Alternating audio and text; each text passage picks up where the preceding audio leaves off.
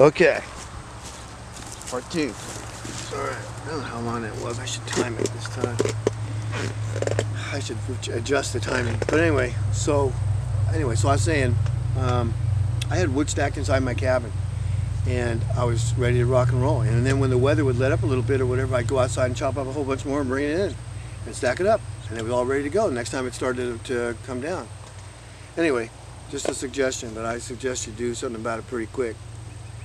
Winter's coming. It's August. It's almost September. Okay, so you got September, October. You got about a month and a half, maybe. And get some cold weather. Make sure you have plenty of cold weather gear: beanies, gloves, good jackets, thermal underwear, if you can. And for your kids, some tools. Get some good handy tools. Have them inside. Uh, you know. A shovel, a good scoop, that kind of stuff. Maybe a place to keep your vehicle dry, or make one, build one. Get some chains for your vehicles. Make sure you got plenty of oil and fuel. If you can, just stock it up, Just go out and get a few cans or whatever and just stow it. Put a little bit of that preservative in it, and you're good to go for a while. At least you can get to the store. Anyhow, four-wheel drive would be a good idea. Maybe even a one of those sleds, motor sled, whatever, I forget what they call them. Snow ski, whatever. Snowmobile, okay? I never had one, so. But there's other things, and snowshoes might be a good idea. Even if the snow gets really high, it's hard to walk through it, okay? You have to have, a pretty good constitution to begin with, but snowshoes will really help because you'll be able to get on top of the snow and just keep on trucking. And, make sure you know the area that you want to go back and forth in. Maps, all that kind of stuff. So anyway, so the second year, where are we? Okay, so food lines, okay, temperatures, suicide will become common. City services will break down and fail in midwinter, okay, there you go. Fires will burn unchecked. That means the fire department ain't coming. The cops ain't coming. You're on your own, okay? And, there's going to be, think about this, okay? You live in Los Angeles or San Francisco or St. Louis. How many dogs are in your city right now? Eating, out of the big bags of dog food every day, okay? Now, when that stuff starts running out and you can't get to the store or they don't have it because it's just not there, some dogs are going to get hungry, okay? And in some cases, there are going to be some natural disasters like earthquakes that are going to knock out down walls, and the dogs are going to take off. They may not come back, but they're going to get hungry, and they're going to start packing, and they're going to start roaming around in packs.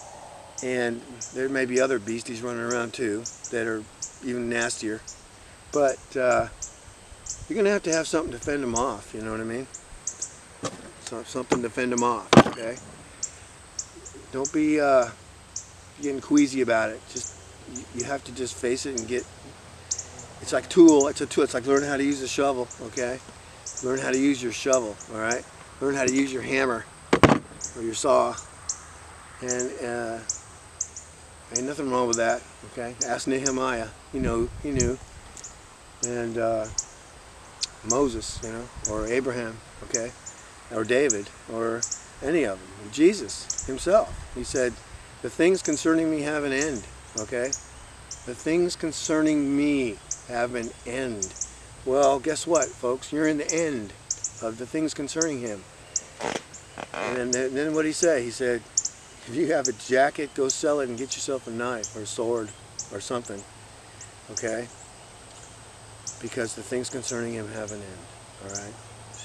So, and if your preacher's not telling you these things, you might want to go to another church or just you know, a lot of them are corrupted. Okay, they're not for you. They're not shepherds. They're not. They're not. And you know, they're leading a lot of sheep to the slaughter is what they're going to do. And you know, they're not teaching about hell. They're not teaching about Jesus Christ and what he did really. Okay. And why he did it, and why God did it, okay? And these are the things that are the most important things, and that's why the country is in the shape it's in right now, okay? If they had been doing their job, a lot of them were, but some of them, you know, no, they're not, they weren't. And you know, the devil's open for business, but you go up to a church and try to knock on the door in the middle of the night, and nobody's going to answer the door. But you go up to you know, a tarot card reader or you know, somebody like that, a fortune teller, and they're open. They're in business, okay? Or a bordello, they're in business. Anyway, so what does that tell you? All right, it just makes me mad.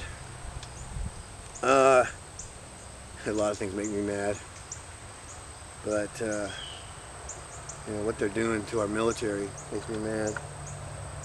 And what they have done, what they're, you know, it just makes me mad. So anyway, so suicide will become common. Yeah, the dead will fall in the streets and lie in the streets because nobody's going to be coming around to pick them up. All right, nobody's going to want to touch them.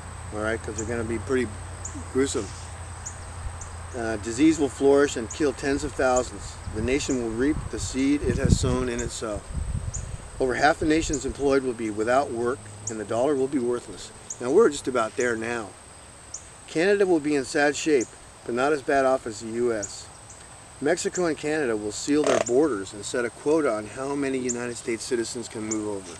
Isn't that kind of ironic? Winter will end abruptly in April with warm days and sun. It will be very pleasant and many will think it's over, but the land is parched and last year's crop failures will deepen this year. Rivers and lakes will dry up this year and temperatures will rise to over 120 degrees Fahrenheit by mid-May. From another source, there is a plan for bodies of water to be diverted to underground cisterns for use of the government living in underground bunkers by the time this thing is happening too. That was a note written by, I think, the fellow that compiled all this. In some other places, rainfall will be so heavy that flooding and destruction will be unavoidable. Other areas will be ripped by numberless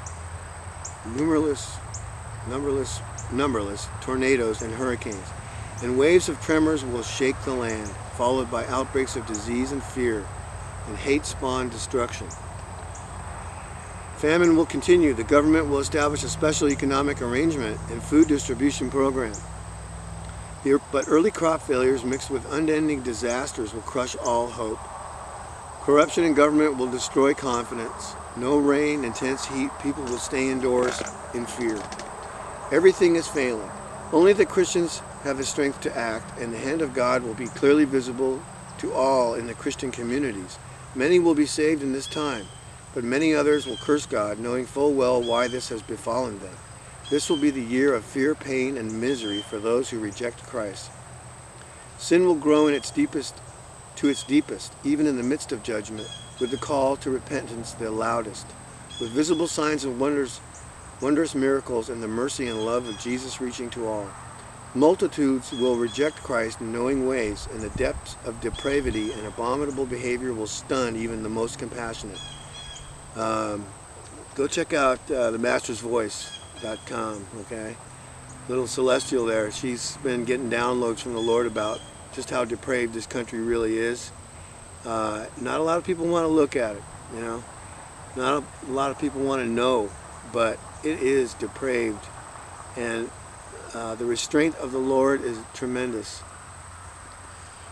There's a lot of these people that are in the movie industry, entertainment industries, the political arena, law enforcement, a lot of different systems, you might say, are involved in a lot of this, and it's mind-boggling, but it's distasteful. Okay, it's hard to look at it.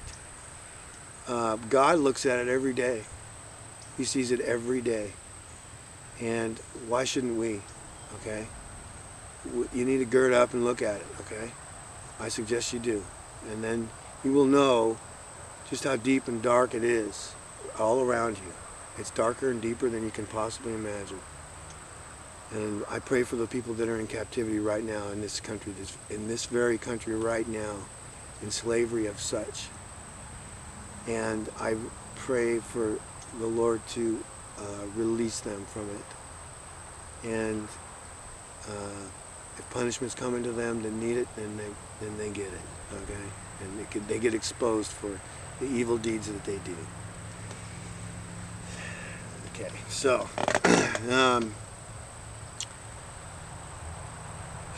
multitudes will reject Christ. Okay, I said that already. My prophets and messengers will be abused and hated and injured and killed. The wrath of God up to this point was much blended with God's mercy, but now the wrath of God will burn hot. His fury will be unleashed in a terrible way. The giant earthquake strikes the Midwest. Literally the whole continent is shaken by the intensity of the earthquake. The Midwestern United States is devastated.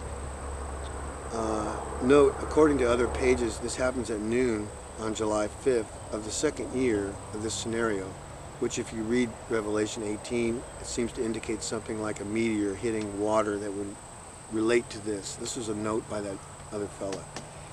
The Russians and the Chinese, Japan as a tag-along, have been formulating contingency plans to deal with the United States. Plans aiming at long-range wearing down of the United States that requires close cooperation. I'd say they've been doing a pretty good job of it. Although they review the possibility of war, neither power wants to risk war until there is no risk. Both agree that the United States is not to be taken intact, but is to be destroyed after being weakened. The massive earthquake happens at this time, and with great excitement, they both see that the United States defenses are down. It appears to be the opportunity they have looked for. Under the guise of helping us recover,